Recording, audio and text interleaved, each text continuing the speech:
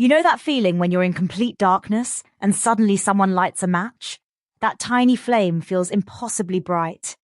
Today, we're exploring how hope works exactly like that, especially during Christmas. That's such a powerful image. And, it really captures what the Christmas story is all about, light breaking into darkness. Right? And we're going to unpack how this season specifically speaks to hope, why it matters now more than ever, and practical ways to hold on to hope even when things feel dark.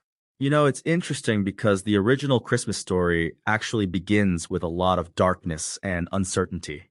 Tell me more about that historical context. Well, it started with a census decree from Caesar Augustus, requiring everyone to return to their ancestral towns.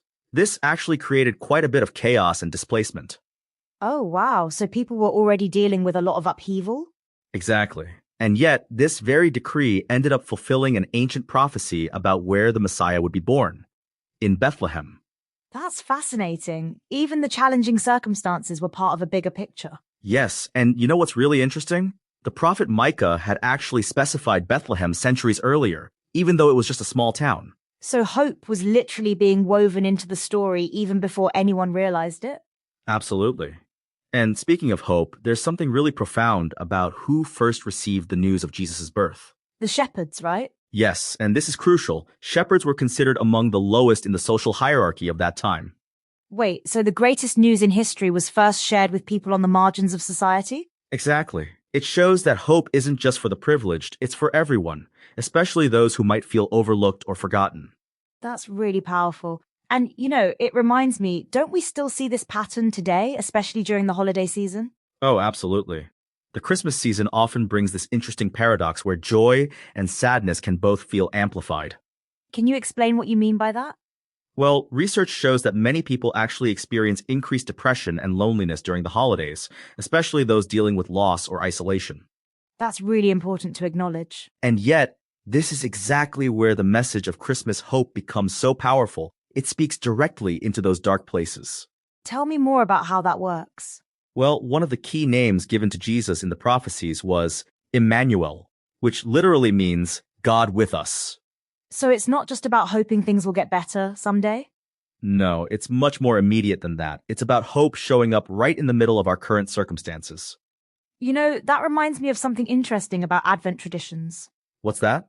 Well, the tradition of lighting Advent candles, each week another candle is lit, gradually increasing the light as Christmas approaches. Yes, and the first candle traditionally represents hope. It's like that match you mentioned at the beginning. Let's talk about practical ways people can cultivate hope during this season. Well, one approach that's been really effective is taking time for daily reflection and meditation on hope-focused scriptures. Any specific examples?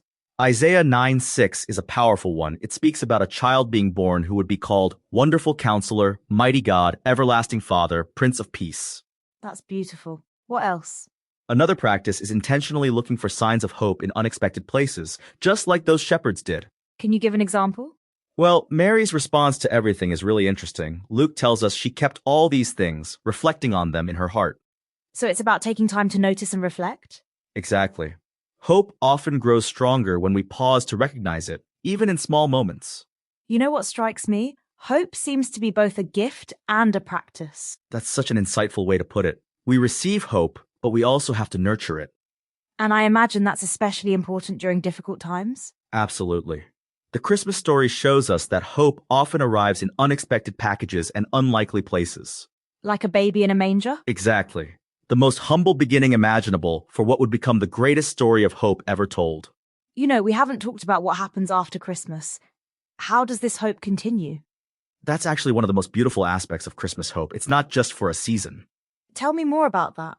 Well, the promise of Christmas is that this hope continues to grow and transform us long after the decorations come down. Like those Advent candles, the light keeps increasing? Exactly. And just as the shepherds spread the word after seeing Jesus, hope tends to multiply when we share it. That's really beautiful. Any final thoughts on cultivating hope? Remember that hope isn't about denying darkness, it's about believing in light even when we can't see it clearly yet. Like that match in the darkness. Precisely. And sometimes the smallest light can be enough to help us take the next step forward. You know what I love about that? It makes hope feel more accessible. Yes, because hope isn't about having all the answers. It's about trusting there is a way forward, even if we can't see the whole path yet. That's really powerful. And I think that's what makes the Christmas story so enduring. Absolutely. It reminds us that hope can begin in the most humble circumstances and grow to transform the entire world.